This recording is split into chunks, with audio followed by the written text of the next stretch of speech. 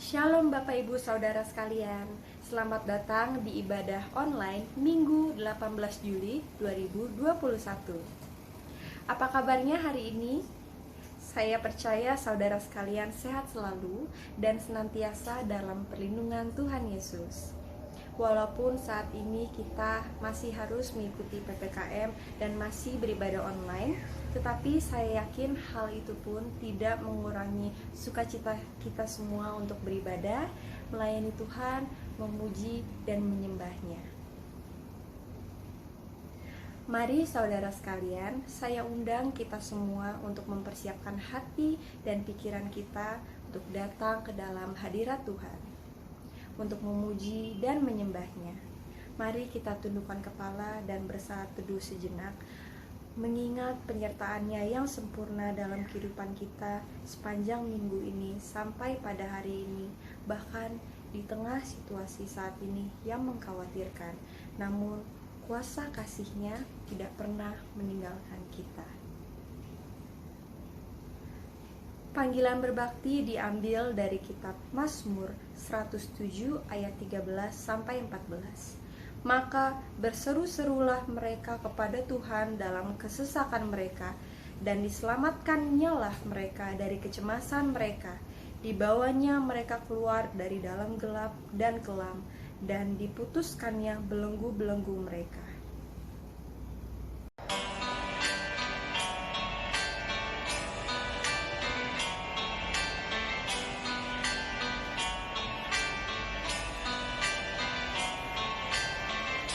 Lord, I come to you, let my heart be changed, renewed, flowing from the grace that I find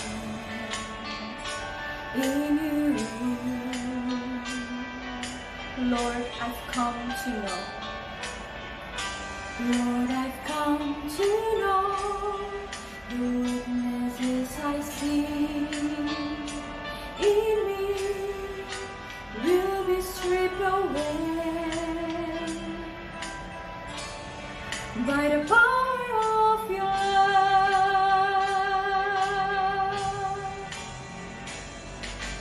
Hold me close, let your love surround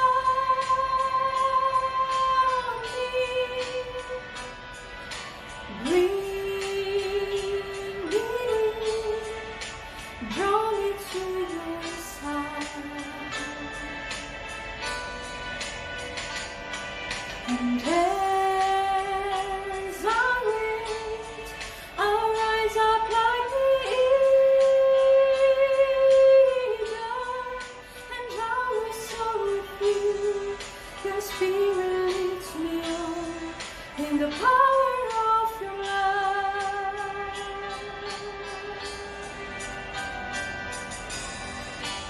Ku datang Tuhan, barui hatiku dengan anugerah di dalam Engkau. Ku tahu Tuhan, ku tahu Tuhan, kelemahan hatiku akan terhapus oleh kuasa kasih-Mu.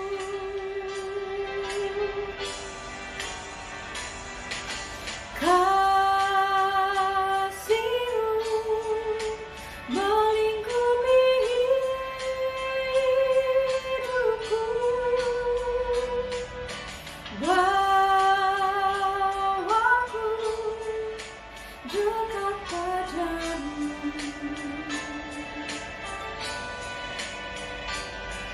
Ku kan terbang bagaikan raja wali, rohmu mengangkatku terbang lebih tinggi oleh kuasa kasih-Mu.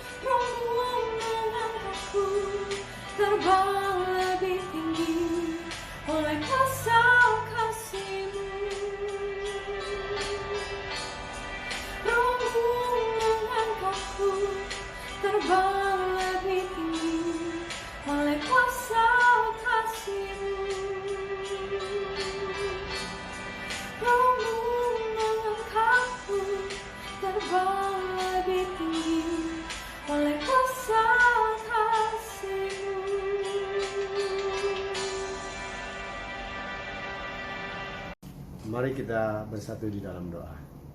Bapa di surga, Allah kami di dalam Yesus Kristus, Juru Selamat kami. Terima kasih Tuhan di pagi yang indah ini, di hari Sabat yang indah ini Tuhan. Kita berkumpul walaupun dalam ibadah ini masih tetap online. Biarlah hadirat Tuhan selalu ada untuk pribadi lepas pribadi.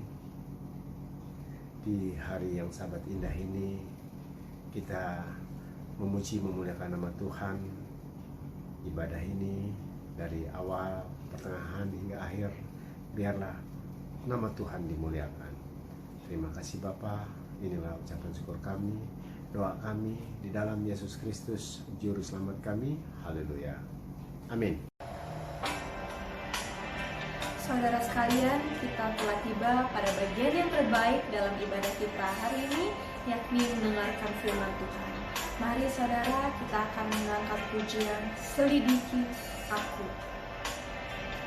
Selidiki aku, lihat hatiku, apakah ku sungguh mengasihimu, Yesus, Kau yang Maha Tahu dan menilai hidupku. Tak ada yang tersembunyi bagimu. Telah kulihat kebaikanmu yang tak pernah habis di hidupku. Ku berjuang sampai akhirnya Kau dapati aku tetap setia.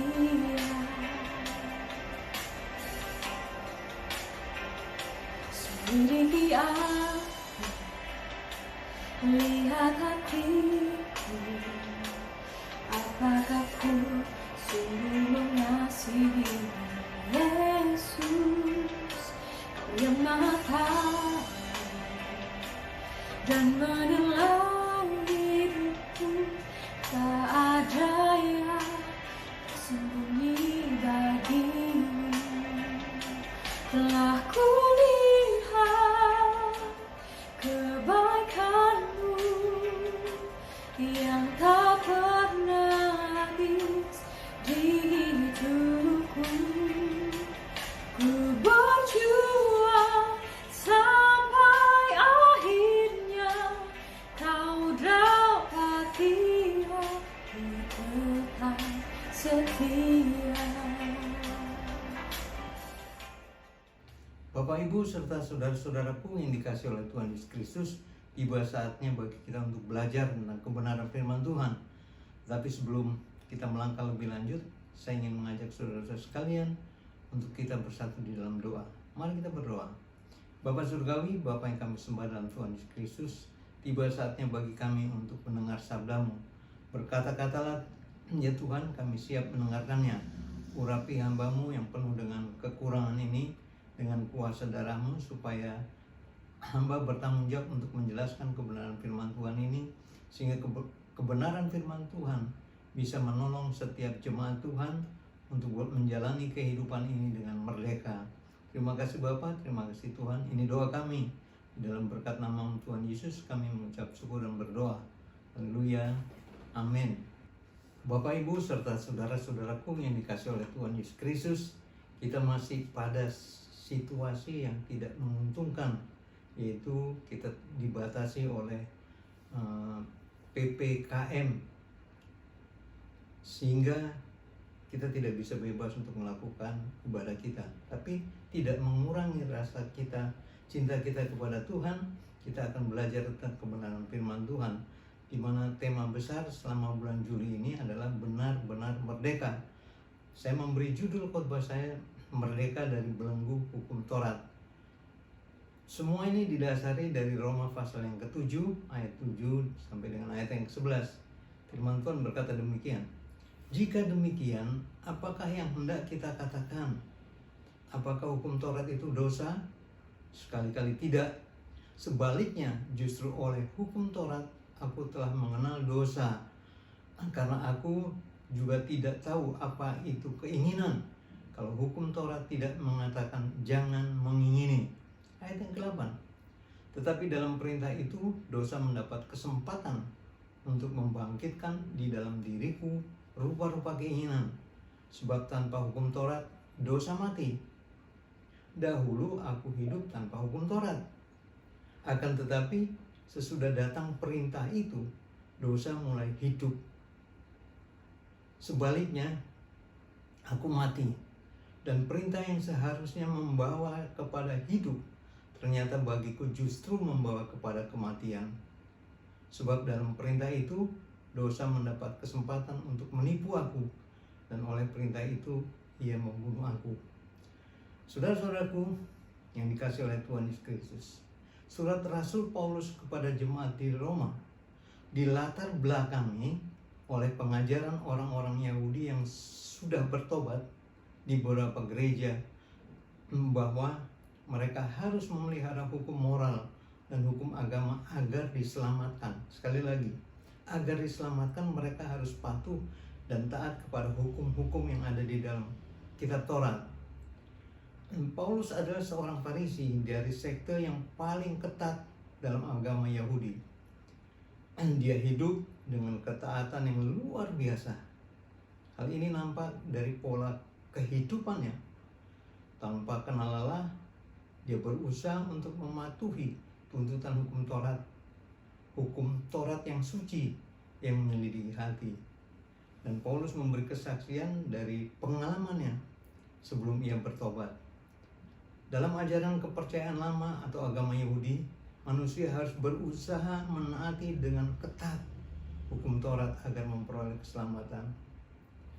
Sedangkan melalui kepercayaan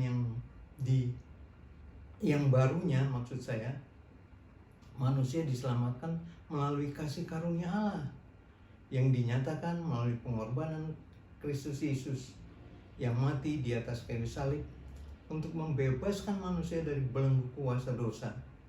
Jadi tidak ada usaha manusia sedikit pun di dalamnya supaya manusia diselamatkan, melainkan hanya oleh anugerah Allah semata. Nah, atas dasar semua itu, Paulus ingin mencegah bangsa-bangsa lain agar tidak menerima konsep keselamatan karena ketaatan kepada hukum Taurat. Bapak, Ibu, serta saudara-saudaraku yang dikasihi oleh Tuhan Yesus Kristus, dari kebenaran firman Tuhan yang kita sudah baca, ada pokok-pokok bahasan, ada dua hal penting yang akan kita pelajari saat ini. Yang pertama, kesaksian Paulus. Kita sudah baca tadi dari Roma 7 ayat yang ke-7 dikatakan begini, jika demikian, apakah yang hendak kukatakan? Apakah hukum Taurat itu dosa? Sekali-kali tidak. Sebaliknya justru oleh hukum Taurat aku mengenal dosa. Karena aku juga tidak tahu apa itu keinginan. Kalau hukum Taurat tidak mengatakan jangan mengingini. Sampai di sini saya ingin memberi penjelasan sedikit. Paulus memberi gambaran keadaan seseorang yang diperbudak dosa. Setelah mengenal hukum Taurat, Taurat menyadarkannya akan dosa yang tadinya tidak disadarinya. Sehingga sekarang manusia betul-betul sadar bahwa mereka berada dalam kuasa dosa. Dosa menjadi tuan dalam kehidupan mereka, sekalipun mereka berusaha untuk melawannya. Baik, saya ingin menjelaskan sedikit. Saudara-saudaraku, saya percaya sebelum kita mengenal hukum-hukum Allah di dalam kebenaran firman Tuhan, kita melakukan apa saja yang kita ingin lakukan, dan kita tidak tahu bahwa itu salah. Oke, sampai sini jelas ya. Jadi maksud saya gini, kita melakukan apa saja karena tidak ada patokan-patokan bahwa ini salah, ini salah, ini salah. Kita melakukan dengan bebas. Saya beri contoh. Pada waktu saya masih anak-anak, saya sering mencuri jambu atau mangga tetangga yang mempunyai pohon itu dan yang berbuah lebat. Saya tidak tahu bahwa itu berdosa atau salah. Karena apa? Dengan mengambil buah itu kami dapat makan bersama-sama. Tetapi setelah saya masuk dalam kehidupan kerohanian di mana saya waktu itu harus belajar tentang kebenaran firman Tuhan. Di situ saya tahu bahwa tindakan yang saya lakukan itu mencuri, itu dosa. Dan akhirnya saya sadar bahwa kalau saya tidak membaca, artinya kalau saya tidak belajar tentang keagamaan, tentu saya bisa melakukan apa saja karena saya tidak tahu. Tetapi setelah saya tahu itu dosa, saya tidak melakukan hal-hal seperti itu lagi. Sama dengan kita dalam keluarga juga seperti itu.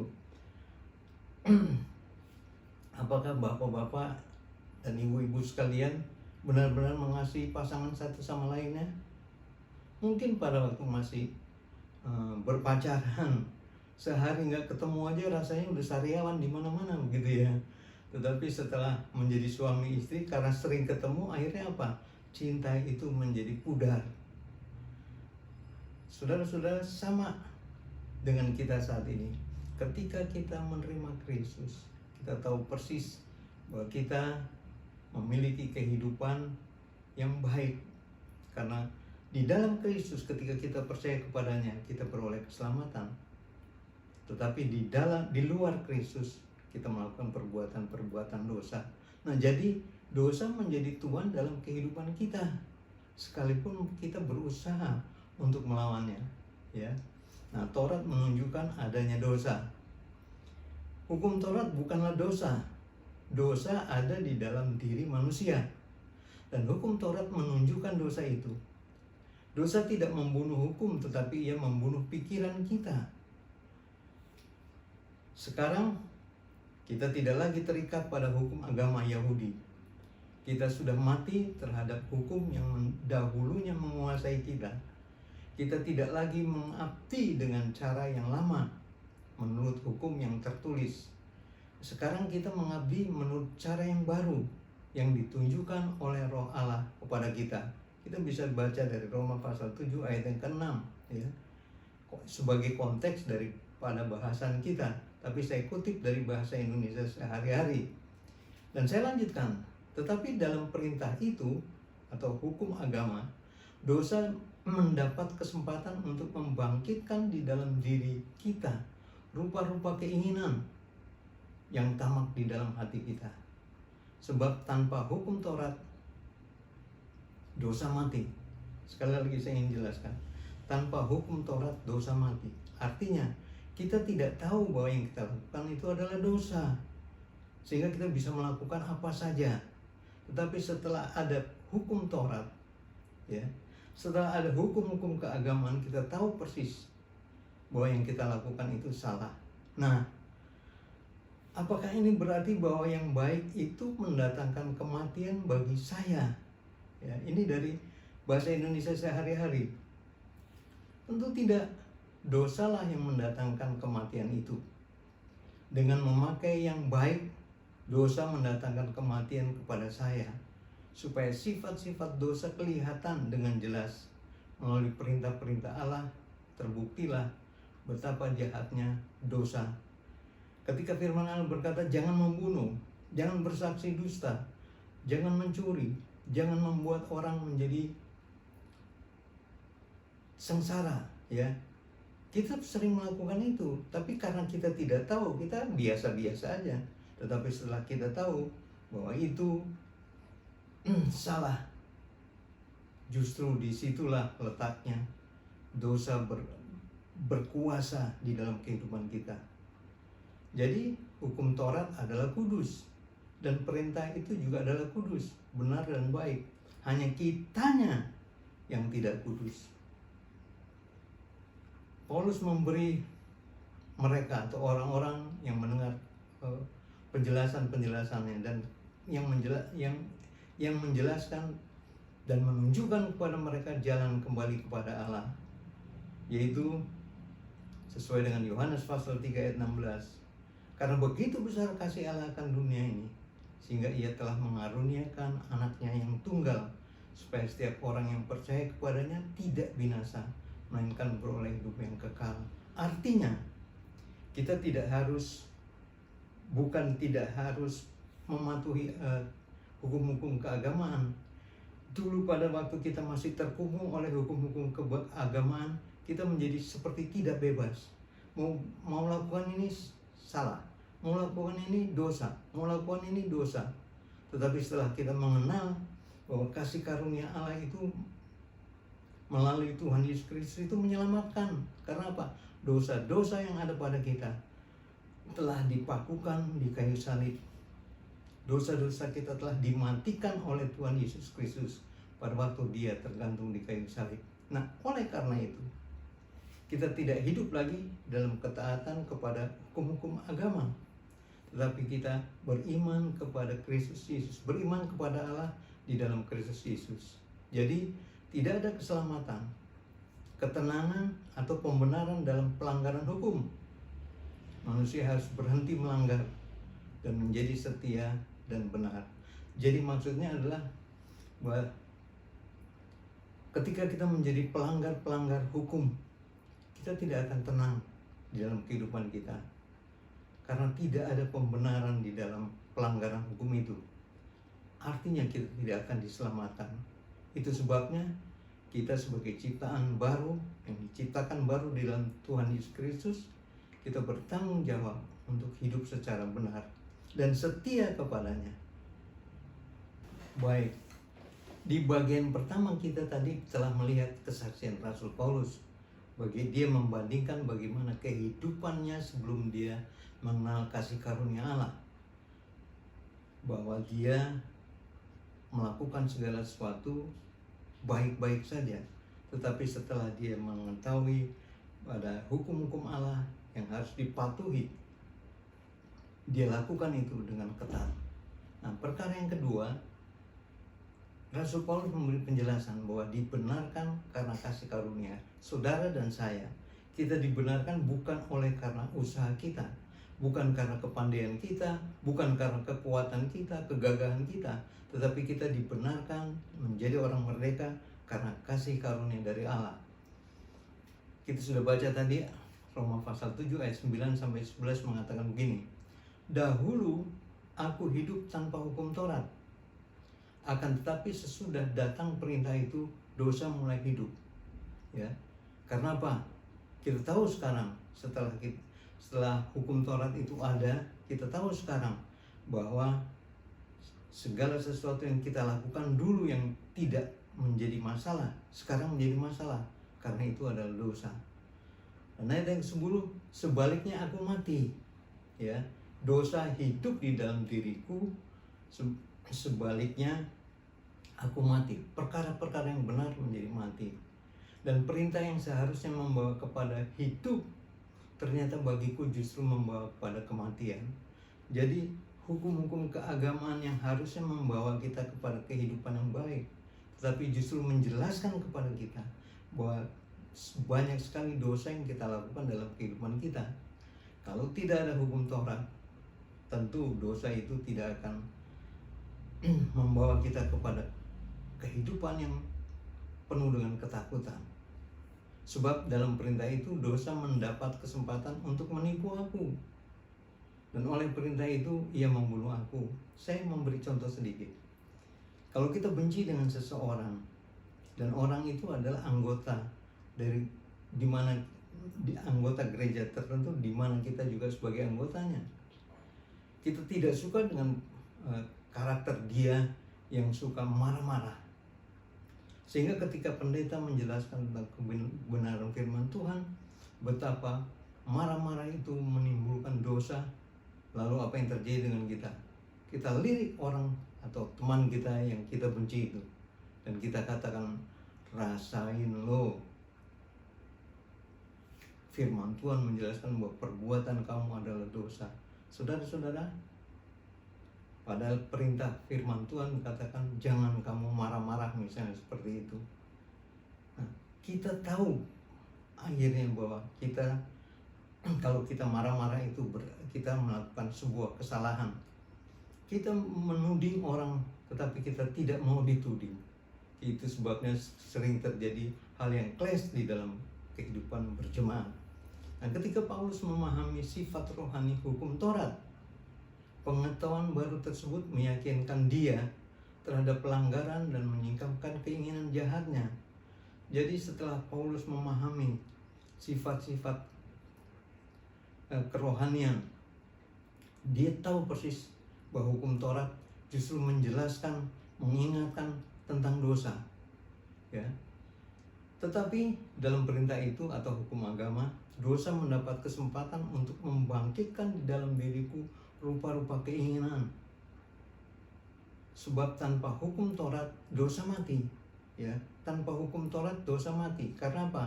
Orang tidak tahu bahwa yang dilakukan itu adalah berdosa. Tetapi setelah hukum Taurat ada, ya, perbuatan-perbuatan kedagingan kita menjadi nyata sekali.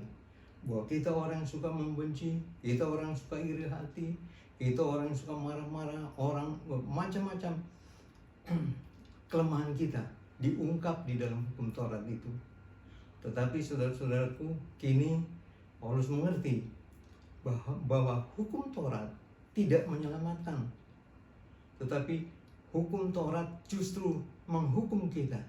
Hukum Taurat justru memberitahu bahwa kita melakukan hal yang salah. Jadi meskipun banyak orang yang mengasihi Tuhan dan mengikutnya, mereka masih dapat jatuh dan melakukan banyak kesalahan. Tetapi mereka tidak terjual di bawah kuasa dosa. Artinya dia tidak hidup di bawah kuasa dosa, tetapi yang dilakukannya adalah perbuatan dosa. Maksudnya adalah begini, dia sudah menjadi orang yang diselamatkan karena Tuhan sudah menyelamatkan dia ketika dia menerima Yesus Kristus sebagai Tuhan dan Juru Selamat. Ingat ya. Jadi kita seringkali melakukan perbuatan-perbuatan dosa yang tidak kita sengaja, ya. Tetapi kita tidak hidup di dalam dosa itu. Nah, itu sebabnya dikatakan bahwa walaupun kita mengasihi Tuhan, walaupun kita menjadi pengikutnya, masih tetap saja kita dapat jatuh dan melakukan kesalahan. Tetapi kita tidak ada di bawah kuasa dosa, karena kuasa dosa itu sudah dipakukan oleh Tuhan Yesus. Maksud saya, dosa itu telah dipakukan bersama dengan Tuhan Yesus di kayu salib. Nah, kehidupan orang berdosa adalah kematian kekal, dan akhirnya orang yang berdosa akan pasti masuk dalam kematian yang kekal. Kita bisa baca dalam ayat yang 11. Itu sebabnya mereka menantikan seorang pembebas, dan ketika pembebas itu datang, yaitu Kristus, mereka yang percaya kepadanya dimerdekakan. Ya, sekali lagi, segala dosa-dosa yang sudah kita lakukan dipaku bersama dengan Tuhan Yesus di kayu salib. Jadi ketika Tuhan Yesus mengatakan sudah selesai, artinya dia sudah selesai menjalankan misinya, bahwa dia datang ke dalam dunia ini untuk mengangkut dosa isi dunia. Jadi dosa-dosa kita pun sudah dipakukan bersama dengan Tuhan Yesus di kayu salib. Jadi ketika Yesus mati, dikuburkan, dosa-dosa kita juga sudah dikuburkan. Tapi ketika dia hidup, dia bangkit, kita juga akan dibangkitkan bersama-sama dengan Tuhan Yesus Kristus di dalam tubuh yang baru, ya. Jadi Allah telah menghidupkan kita bersama-sama dengan Kristus. Itu semata-mata melalui iman kita kepada Dia. Nah, sekarang kita sudah menjadi orang yang merdeka, benar-benar merdeka. Bukan merdeka-merdekaan, bukan merdeka main-main, tapi benar-benar merdeka. Kita sudah menjadi bangsa yang terpilih, imamat yang rajani, bangsa yang kudus, umat kepunyaan Allah sendiri, supaya kita memberitakan perbuatan-perbuatan yang besar dari Dia yang telah memanggil kita keluar dari kegelapan kepada terangnya yang ajaib. 1 Petrus pasal 2 ayat yang 9. Inilah kebenaran dari firman Allah. Jadi sekarang saudara-saudaraku, meskipun hukum Taurat itu kudus, benar, dan baik, mustahil untuk dipenuhi oleh manusia yang hanya memiliki sifat berdosa. Sebagaimana yang dikatakan Paulus di dalam ayat yang ke-12 dan ayat yang ke-14. Jadi hukum Taurat adalah kudus, dan perintah dari hukum Taurat itu juga adalah kudus, benar, dan baik. Hukum Taurat adalah rohani, tetapi aku bersifat daging, terjual di bawah kuasa dosa. Jadi orang yang sudah menjadi milik Kristus pun masih tetap dapat melakukan perbuatan berdosa kalau dia tidak tinggal atau tidak hidup di dalam Tuhan. Jadi Paulus sudah dilahirkan baru. Kini dia memiliki Kristus yang hidup di dalamnya. Kristus yang telah memerdekakannya dan yang telah menyelamatkannya. Di dalam 2 Korintus pasal yang kelima ayat yang ke-17 dikatakan begini. Jadi siapa yang ada di dalam Kristus, ia adalah ciptaan baru. Yang lama sudah berlalu, sesungguhnya yang baru sudah datang.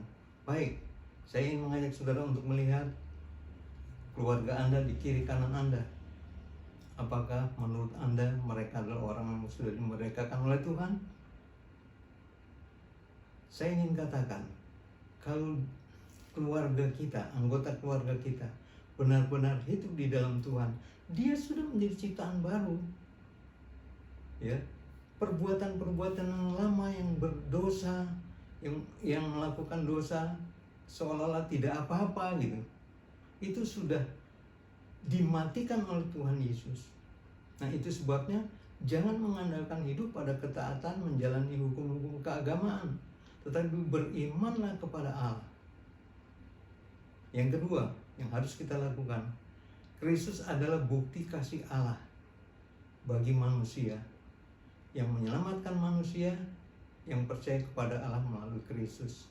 Jadi kasih karunia Allah yang memberi keselamatan kepada kita, karena Allah itu begitu besar kasih Allah akan dunia ini, sehingga dia memberikan putranya yang tunggal Yesus Kristus mati di kayu salib. Untuk siapa? Untuk saudara dan saya. Itu sebabnya Tuhan Yesus Kristus katakan, akulah jalan, akulah kebenaran, dan akulah hidup. Tidak ada seorang pun yang dapat datang kepada Bapa di sorga kalau tidak melalui aku.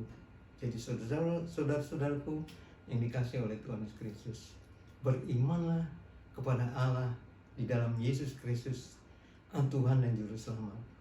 Jangan mengandalkan ketaatan kepada hukum-hukum Allah. Walaupun kita harus mematuhi hukum, tetapi hukum ini tidak menyelamatkan.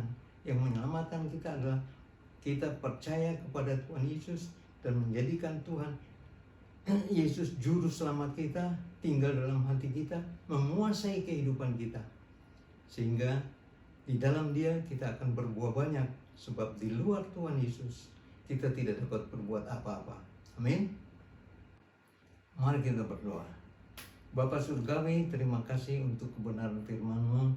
Terima kasih untuk Rasul Paulus yang sudah menuliskan surat ini kepada kami, bahwa kami sekarang hidup tidak di bawah ketaatan kepada hukum-hukum Allah, kepada hukum-hukum agama, tetapi kami harus taat dan beriman kepada Allah yang kami kenal dalam Tuhan Yesus Kristus. Terima kasih Bapa untuk kebaikan-Mu. Terima kasih sudah menjamah kami, sudah memberikan kepada kami kehidupan yang kekal ketika kami menerima Putra-Mu yang tunggal Yesus Kristus. Firman-Mu sudah selesai diberitakan, namun biarlah kebenaran firman Tuhan akan terus bertumbuh, berakar dalam kehidupan kami, sampai pada akhirnya kami menjadi seperti yang Tuhan kehendaki. Di dalam berkat nama-Mu Tuhan Yesus, kami sudah mengucap syukur dan berdoa. Amin. Saudara sekalian, tiba saatnya bagi kita untuk memberikan yang terbaik bagi Tuhan kita, yakni persembahan dan persepuluhan. Panggilan memberi diambil dari kitab 2 Korintus 9 ayat 7. Hendaklah masing-masing memberikan menurut kerelaan hatinya, jangan dengan sedih hati atau karena paksaan, sebab Allah mengasihi orang yang memberi dengan sukacita. Mari kita bersatu di dalam doa persembahan. Yang Maha Pengasih dan Penyayang, Bapa yang Maha Kudus, yang kami sapa di dalam Yesus Kristus, junjungan agung kami.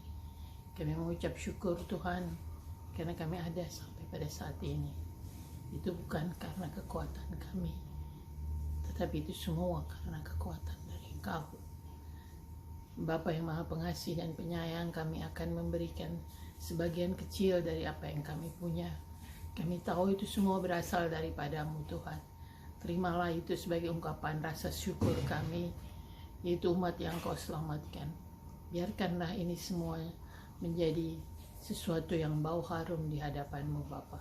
Terima kasih Tuhan, berkati semua pelayan-pelayan-Mu yang mengerjakan segala sesuatu ini Tuhan, dan juga yang memberikan persembahan ini. Engkau berkati berlimpah kali lipat.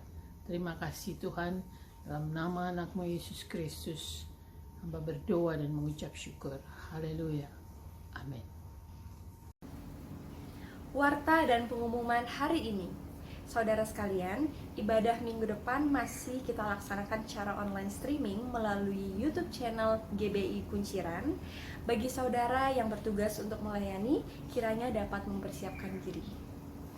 Bagi saudara sekalian yang ingin memberikan persembahan persepuluhan, saudara dapat transfer ke rekening gereja yang sudah tertera, dan juga saudara dapat memberikannya ke pastori melalui Ibu Gembala. Bapak, Ibu, serta saudara sekalian, hendaknya menjaga kesehatan selalu dan taat protokol kesehatan. Saya percaya kita semua senantiasa dalam perlindungan Tuhan Yesus. Tetap semangat dan salam sehat. Saudara sekalian, tiba saatnya bagi kita untuk berdoa bersama, berdoa syafaat, dan sebelum itu kita akan mengangkat pujian doa, Dia mengerti.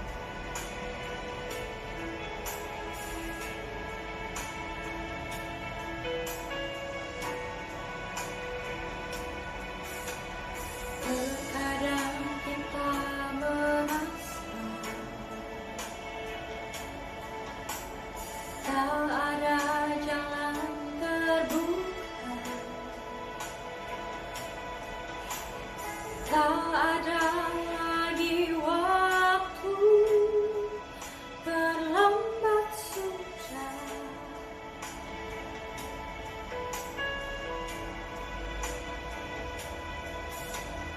Tuhan tak pernah berdusta, Dia selalu pegang janjinya. Bagi orang percaya, mujizat nyata.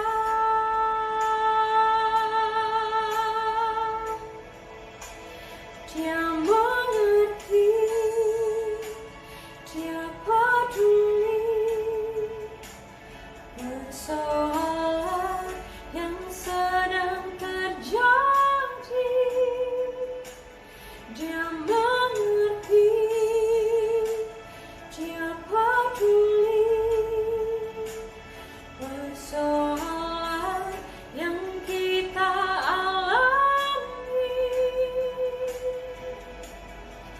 Namun satu yang Dia minta, agar kita percaya sampai mujizat menjadi nyata.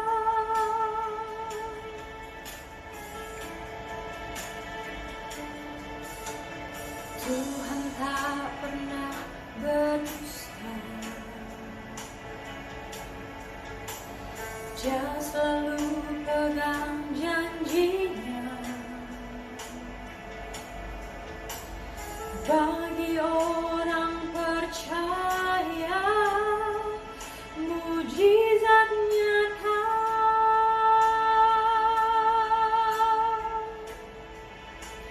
Dia mengerti, Dia peduli persoalan yang sedang terjadi. Dia mengerti, Dia peduli persoalan yang kita alami. Namun satu yang Dia minta, agar kita percaya sampai mujizat menjadi nyata. Mari kita bersatu dalam doa. Bapa kami di surga, Allah kami, Allah Abraham, Allah Ishak, Allah Yakub. Tuhan Yesus, terima kasih Engkau telah memberkati kami dan segenap jemaat kunciran sampai saat ini. Tuhan, karena kebaikan kemurahan Tuhan, sampai saat ini kami dan semua jemaat kunciran tetap sehat Tuhan. Ya Bapa di surga, kami berdoa untuk bangsa dan negara ini, kiranya tangan Tuhan turun untuk bangsa dan negara ini, khususnya kepada Presiden dan Wakil Presiden dan jajarannya.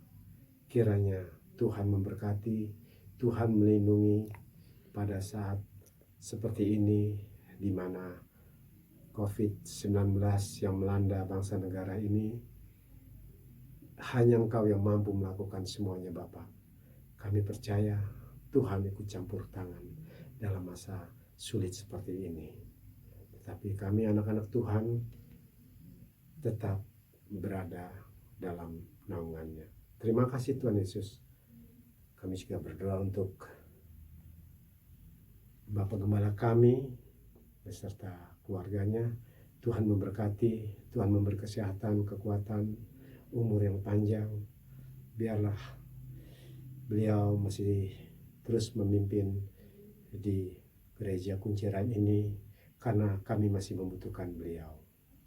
Terima kasih Bapa, terima kasih Tuhan.